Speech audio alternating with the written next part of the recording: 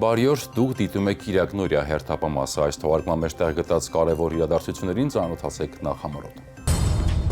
Կառավարությունը հաստատել է թմրամիջոցների և հոգեմետ նյութերի ոչ բժշկական նպատակներով գործածման և ապօրինի շրջանառության դեմ պայքարի ռազմավարությունը։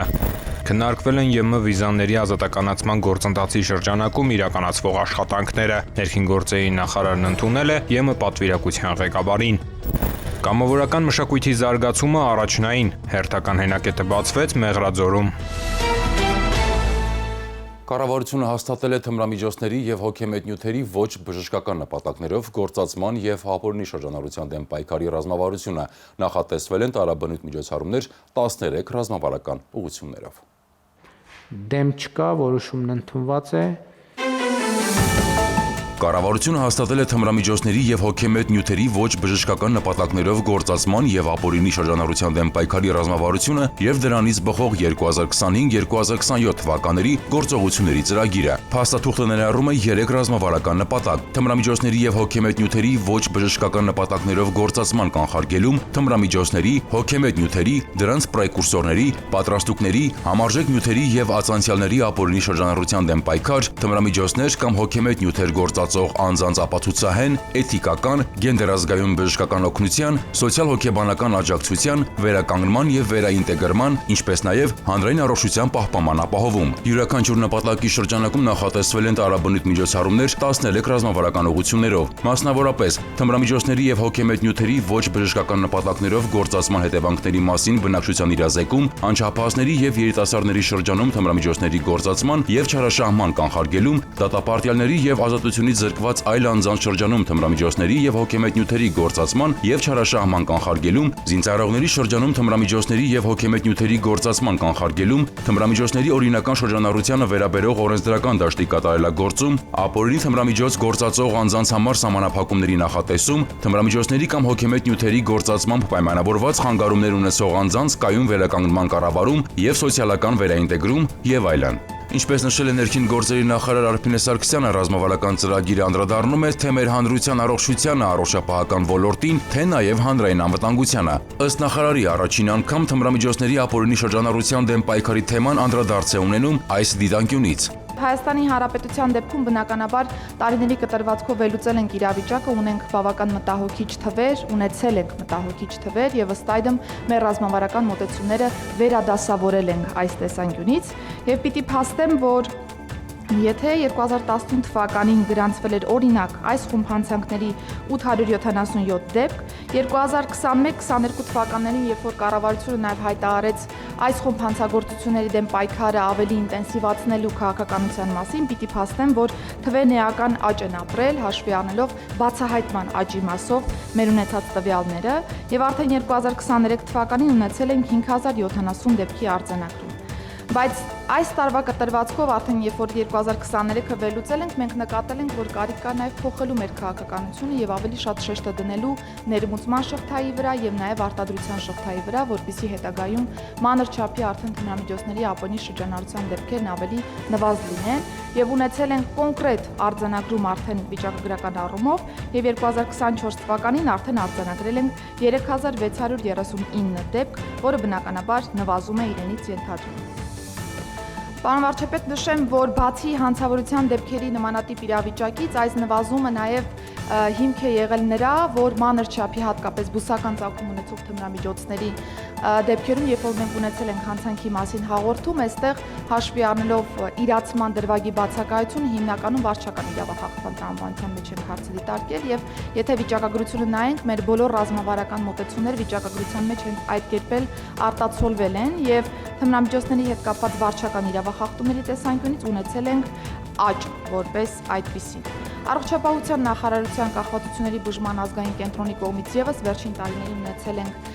հաշվառված անձանց թվի աճ, ինչը մի կողմից դրական է, որովհետև ի վերջո մենք բարձրաձայնում ենք նաև կախվածությունների մասին, անձին կանցնում են հաշվառում, իսկ մյուս կողմից նաև վկայում է այն մասին, որ դեռ ունենք կախվածություն ունեցող այնպիսի անձիկ, որոնց հետ որ պիտի ճիշտ եւ գրագետ աշխատանք տարվի։ Ներքին գործերի նախարարը նշել է, որ ռազմավարական մոտեցման շրջանակներում, երբ 2023-ը համեմատում ենք 2024 թվականի հետ, արձանագրվում է, որ 2024 թվականի ընթացքում ամբողջ իրավապահ համակարգի աշխատանքի եւ համագործակցության ինտենսիվացման արդյունքում ապօրինի շրջանառությունից դուրս է բերվել շուրջ 426 կիլոգրամ թմրամիջոց, որը շուրջ 200 կիլոգրամով ավելի է, քան 2023 թվականին։ Եթե համադրենք նաև 2025 թվականի առաջին մի քանի ամիսների տվյալները, ապա արդեն իսկ հասցրել ենք համատեղ ուժերով դուրս բերել 173 կիլոգրամ թմրամիջոց ընդհանուր շրջանառությունից, կրկին թիրախավորելով հատկապես ներմուծման process-ը։ Անդրադառնալով որոշմանը Նիկոլ Փաշինյանը նշել է, որ թմրամիջոցների ապօրինի շրջանառության դեմ պայքարը պետք է լինի համալիր եւ առաջնահերթ ուղղված լինի ներմուծմանը եւ արտադրությանը։ Վարչապետը ընդգծել է, որ ռազմավարական մոտեցումը պետք է արդյունքները շոշափելի դարձնելու հնարավորություն տա, չնայած այս պահին եւս տեսանելի է մասնավորապես ներմուծվող մեծ խմբականակների բացահայտման տեսքով։ Նշենք նաեւ, որ ռազմավարությունը անցել է հանրային քննարկումների ծավալուն ու ներառական փուլ եւ լրամշակվել է քաղաքացիական հասարակության գործընկերների ու շահագրգիռ այլ պետական մարմինների հետ համագործակցության արդյունքում։ Իսկ ավարտված, շնորհակալություն։ Ներքին գործերի նախարար Արփինե Սարգսյանը ազգային ժողովի պաշտպանության եւ անվտանգության հարցերի, ֆինանսավարկային եւ բյուջետային հարցերի մշտական հանձնաժողովների հունիսի 4-ի համատեղ նիստում ներկայացրել է բյուջեի կատարողականը։ 2024 թվականին հաստատված ծրագրով ներքին գործերի նախարարությանը հատկացվել է 91 միլիարդ դրամ, արդյունքում ճշտված ցուցանիշը կազմել է 100 միլիարդ 957 միլիոն դրամ։ Փաստացի կատարողականը կազմել է 98 միլիարդ դրամ կամ ընդհանուր հատկացվածի 97.2%-ը։ Արփինե Սարգսյանը ներկայացնելով նախարարության կատարած աշխատանքը նշել է, որ 2024 թվականին ամբողջությամբ ավարտվել են գերատեսչության ձևավորման աշխատանքները, անձնակազմի նշանակումները իրականացվել են օրենսդրական կանոնների պահպանմամբ։ Նախարարի գնահատմամբ նախարարությունը հաշվետու տարում ունեցել է բավականին բարձր կատարողական եւ ներքին գործերի նախարարության բարեփոխումների շրջանակում իրականացված քայլերի արդյունքում ստացված փաստական տվյալները թույլ են տալիս պնդելու, որ բարեփոխումները իրականացվում են ճիշտ ուղղությամբ։ Ներքին գործերի նախարարը ընդունել է Եվրոպական միության պատվիրակության ղեկավարին, քննարկվել են ԵՄ վիզաների ազատականացման գործընթացի շրջանակում իրականացվող աշխատանքները, ոստիկանության եւ փրկարար ծառայության ոլորտներում համագործակցության ընթացիկ ծրագրերը։ Հունիսի 2-ին ներքին գործերի նախարար Արփինե Սարգսյանն ընդունել է Հայաստանում Եվրոպական միության պատվիրակության ղեկավար արտակարգ եւ լիազոր դեսպան Վասիլիս Մարագոսին։ Նախարար Սարգսյանը ողջունել է դեսպան Մարագոսին, ընդգծելով երկկողմ սերտ եւ արդյունավետ համագործակցությունը, ինչը շարունակաբար ընդլայնվում է տարբեր ոլորտներում։ Դեսպան Մարագոսը շնորհակալություն է հայտնել ջերմընդունելության համար, վերահաստատելով Եվրոպական միության աջակցությունը բարեփոխումներին։ Հանդիպման ընթացքում քննարկվել են ԵՄ վիզաների ազատականացման գործընթացի շրջանակում իրականացվող աշխատանքները, ներառյալ օրենսդրական բարեփոխումների եւ բիոմետրիկ անձնագրերի ներդրման ընթացքը։ Քննարկվել են նաեւ նախարար Սարգսյանի առաջիկա այցը Բրյուսել եւ այն օրակարգային հարցերը, որոնք նախատեսվում է քննարկել այցի ընթացքում։ Կողմերն անդրադարձել են նաեւ ոստիկանության եւ փրկարար ծառայության ոլորտներում համագործակցության ընթացիկ ծրագրերին ու ԵՄ նոր աջակցության տրամադրմանը։ Կամավորական մշակույթի զարգացումն առաջնային խնդիր։ Հերթական հենակետը բացվեց Մեղրաձորում, որտեղ հերթապահություն կկազմակերպեն Մեղրաձորի կամավոր հրշեջ փրկարարները, աջակցելով ինչպես համայնքին, այնպես էլ շրջակա բնակավայրերի հրշեջ փրկարարական խմբերին։ Յուրաքանչյուր գաղափար կարող է իրականություն դառնալ, երբ այն համախմբում է գործին հավատացողներին։ Մոտ 2 տարի առաջ տնտեսական լրագրողների ակումբ հասարակական կազմակերպությունը աջակիցների եւ գաղափարակիցների հետ միասին նախաձեռնել էր կամավորական հրշեջ փրկարարական հենակետի ստեղծում Մեղրաձոր համայնքում։ Արդեն 2025 թվականի հունիսի 4-ին տեղի ունեցավ նոր 13-րդ հենակետի բացման արարողությունը։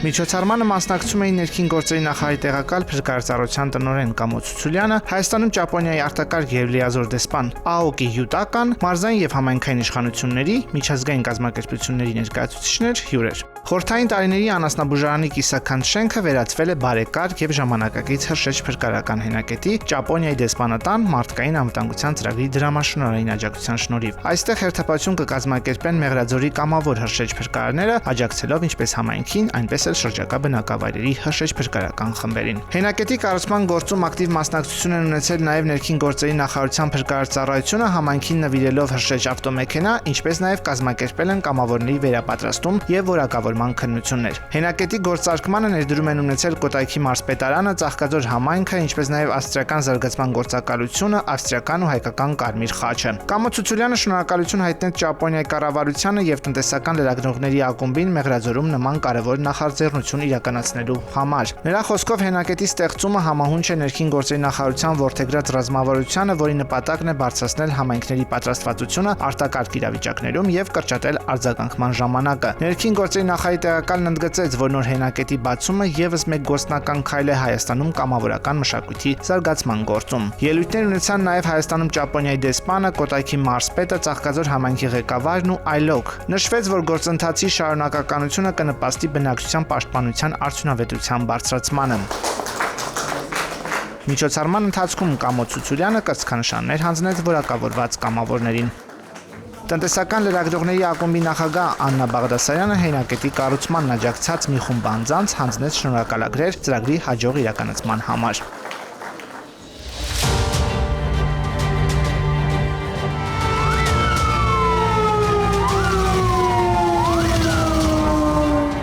Փրկարարի որակավորման արժանացած կամավորները վարժանք կատարեցին, ցուցադրելով մասնագիտական կարողություններն ու հմտությունները արտակարգ իրավիճակներում։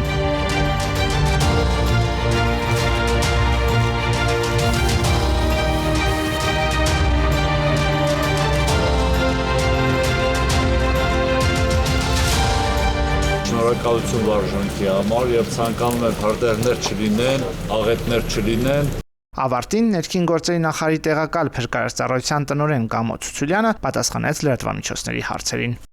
Դիմակայունության բարձրացման ուղղված աշխատաժողով Հարագածոտնի մարզում առանձնահատուկ ուշադրություն է դարձվել ջրամբարների, պատվարների փլուզման վտանգի թեմային։ Աշխատաժողովին մասնակցում էին պատկան մարմինների, ինչպես նաև մարզային եւ համայնքային իշխանությունների ներկայացուցիչներ։ Ներքին գործերի նախարարությունը դիմակայունության բարձրացում, հանրային իրազեկման, պատրաստվածության եւ կարողությունների զարգացման միջոցով խորագրով հերթական աշխատաժողովն անցկացրեց Արագածոտնի մարզում։ Մասնակցում էին պատկան մարմինների, ինչպես նաև մարզային եւ համայնքային իշխանությունների ներկայացուցիչներ։ Մարզպետի տեղակալ Արմեն Գրիգորյանը շնորհակալություն հայտնեց աշխատաժողովի կազմակերպիչներին եւ մասնակիցներին աղետների ռիսկի նվազեցմանն ուղղված համատեղ ջանքերի համար։ Վերահաստատեց համագործակցությունը շարունակելու մարզպետարանի պատրաստակամությունը։ Ներքին գործերի նախարարի մամուլի քարտուղար, ներքին գործերի նախարարության հանրային հաղորդակցության եւ իրազեկման վարչության պետ Նարեկ Սարգսյանը նշեց, որ վերջին տարիների փորձը հստակ ցույց է տվել, թե որքան կարևոր է լինել պատրաստ, կազմակերպված եւ իրազեկ տարբեր վտանգների դիմագրավելու համար։ Նա նաեւ հավելեց, որ գյուղական համայնքներում իրականացվող ծրագրերի նպատակը ոչ միայն հասարակության իրազեկվածության բարձրացումն է,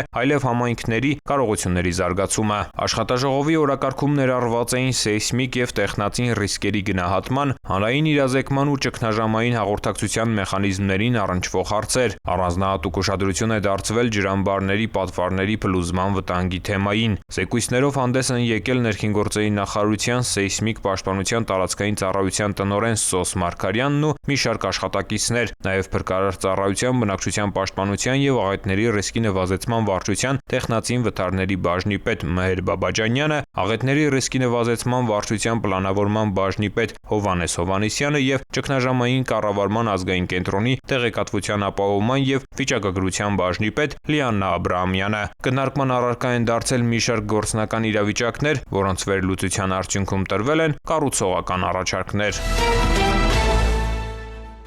Թողարկման այս հատվածում առաջարկում եմ ծանոթանալ քրեական քրոնիկոնին մեկ տեսաշարով։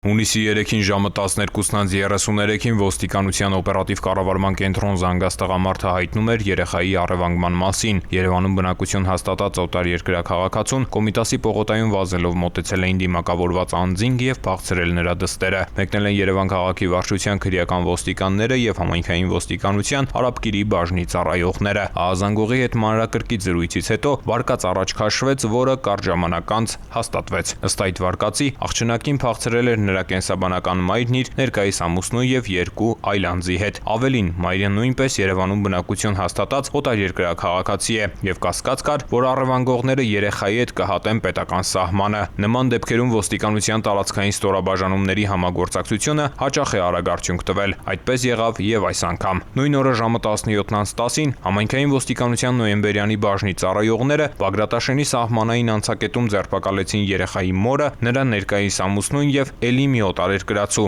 Առևանգված աղջիկը նրանց հետ էր։ Բոլորն էլ տեղափոխվել են քրեական ոստիկանության Երևան քաղաքի վարչություն։ Կազմված փաստաթղթերը ներկայացվել են Արաբկիր վարչական շրջանի քննչական բաժին։ Հանգամանքները նախաքննության պարզվում են։ Ոստիկանության կարևորագույն գործառույթներից է հետախուզվողների հայտնաբերումը։ Գործունեության այս ոլորտում հաջողությունը կյանքի է կոչում պատժի անխուսափելիության գաղափարը, ինչը հանցագործությունների կանխման որոշիչ գործոն է եւ էականորեն բարելավում է հանրապետության քրեածին իրավիճակը։ Օրերս նման հերթական կարևոր խնդիրն են լուծել քրեական ոստիկանության Երևան քաղաքի վարչության անձի հետախուզման բաժնի ծառայողները, համագործակցելով քրեական ոստիկանության օպերատիվ արձագանքման վարչության գործընկերների հետ։ Համատեղ խմբերը հունիսի 4-ին ժամը 20:25 Կոտայքի մարզի Կամարիս գյուղում հայտնաբերեցին սպանության փորձի հատկանիշներով հետախուզվող 2 երիտասարդի 22 եւ 21 տարեկան։ Նրանցից ավագը հետախուզվում էր նաեւ ապօրինի կերպով հրազեն կրելու մեղադրանքով։ Երկուսի նկատմամբ էլ խափանման միջոց էր ընտրված կալանքը։ Նրանք ներկայացվել են նախաքննական մարմին։ Քրեական ոստիկանության Շիրակի մարզային վարչության ծառայողները ստացել էին օպերատիվ տեղեկություն, որ բաց բաժնետիրական մի ընկերություն Մուսայելյան Հարթաշեն ճանապարհի մոտ իրականացնում է ընդերքի ապօրինի արդյունահանում։ Հետագա միջոցառումներով պարզվեց, որ ընկերությունը, չունենալով թույլտվություն, արդյունահանել է խճակարային եւ հողային զանգվածներ, պետությանը պատճառելով 5.500.000 դրամի վնաս։ Ապօրինի ձեռնարկատիրական գործունեության հատկանիշներով Շիրակի մարզային քննչական վարչությունում նախաձեռնվել է քրեական վարույթ, հանգամանքները նախաքննության պարզվում են։ Ծանուցում ենթադրյալ հանցանքի մեջ կասկածվողը կամ մեղադրվողը համարվում է անմեղ, քանի դեռ նրա մեղավորությունը ապացուցված չէ Հայաստանի Հանրապետության քրեական դատավարության օրենսգրքով սահմանված կարգով, դատարանի օրինական ուժի մեջ մտած դատավճռով։ Կարևորելով արտակարգ իրավիճակներում բնակչության պաշտպանվածությունը եւ աղետների դիմակայելը, ներքին գործերի նախարարության փրկարար ծառայությունը պարբերաբար իրականացնում է հանրային իրազեկման միջոցառումներ ուղղված անվտանգության վարքականոնների ուսուցմանը եւ պատրաստվածության բարձրացմանը։ Իրազեկվածությունը փրկում է կյանքեր, ինչ անել երկրաշարժի ժամանակ։ Եթե երկրաշարժի ժամանակ շենքում եք, եթե բարձրակ շենքի առաջին, երկրորդ եւ երրորդ հարկերում եք, աշխատեք անհապաղ դուրս գալ շենքից։ Հեռացեք դեպի բաց տարածություն, ձեզ հետ արագ վերցրեք ամենաանհրաժեշտ իրերով նախապես պատրաստված պայուսակը։ Եթե գտնվում եք 4-րդ եւ ավելի բարձր հարկերում, շենքից դուրս մի եկեք։ Առաջին հերթին, սովորաբար, փլվում են մուտքի աստիճանները։ Կանգնեք շենքի հիմնական կրող պատերի, նրանցով կազմված անկյունների եւ դրան բացվածքների եւ հենասյուների մոտ, հեռու լուսամուտներից։ Գլխավերևում պահեք աթոռ, պայուսակ կամ այլ համապատասխան իր։ Կարելի է նաեւ մտնել տարածքում գտնվող մահճակալի կամ սեղանի տակ։ Ցնցումների ավարտից հետո փորձեք դուրս գալ բնակարանից, նախապես փակեք գազի փականը, հոսանքազերծեք բնակարանը։ Փլուզումներից առաջացած փոշուց պաշտպանվելու համար բերանը եւ քիթը ծածկեք թաշկինակով։ Եթե երկրաշարժի ժամանակ գտնվում եք փողոցում, հեռացեք շենքից, կամուրջներից եւ էլեկտրասյուներից դեպի անվտանգ տարածություն։ Շենք վերադարձեք պաշտոնական հաղորդագրությունից հետո։ Եթե երկրաշարժի ժամանակ գտնվում եք ընթացող տրանսպորտում, արգելակեք մեքենան, համեմատաբար բաց տարածությունում, ճանապարհից դուրս, կամուրջներից, բարձրահարկերից եւ էլեկտրասյուներից հեռու։ Մնացեք մեքենայում, հետևեք մեքենայի ռադիոընդունիչով տրվող տեղեկատվությանը եւ գործեք դրա համաձայն։ Եթե մետրոյում եք, ցնցման ժամանակ խուճապի մի մատնվեք, ամուր բռնեք երկաթե ձողերից։ Հետևեք կայարանի բարձրախոսով տվող ցուցումներին։ Եվ թողարկման վերջում մեկ իրազեկում։ Ներքին գործերի նախարարության սպասարկման գրասենյակները շարունակում են իրականացնել շրջիկ սպասարկում քաղաքացիներին մատուցելով թե միգրացիա եւ քաղաքացիության ծառայության, թե հաշվառման քննական բաժինների ծառայություններ։ Ներքին գործերի նախարարի հրամանի համաձայն հունիս ամսին ծառայություններ կմատուցվեն հետեւյալ բնակավայրերում. հունիսի 12-ին Կոտայքի մարզի Գառնի համայնքում եւ Գեղարքունիքի մարզի Ծովագյուղ համայնքում։ Շրջիկ սպասարկման շրջանակում քաղաքացիները կարող են փոխանակել անձնագիրը խնդիրը ստանալ ժամանակավոր պաշտպանության վկայական տեղեկանքներ, իսկ Լեռնային Ղարաբաղից տեղահանված անձինք Հայաստանի Հանրապետության քաղաքացիություն ստանալու համար կարող են տեղում դիմումներ ներկայացնել։ Վարորդական իրավունքի ու սեփականության վկայականների հաշվառման վկայագրի փոխանակման կամ կորստի դեպքում քաղաքացիները մոտենալով շրջի գրասենյակ կարող են նորը ստանալ, օգտվել նաև հաշվառման քննական բաժինների կողմից մատուցվող այլ ծառայություններից։ Այս թողարկման համար նախատեսել էինք այսքանը, ես ձեզ հրաժեշտ եմ տալիս։ Հաջողություն։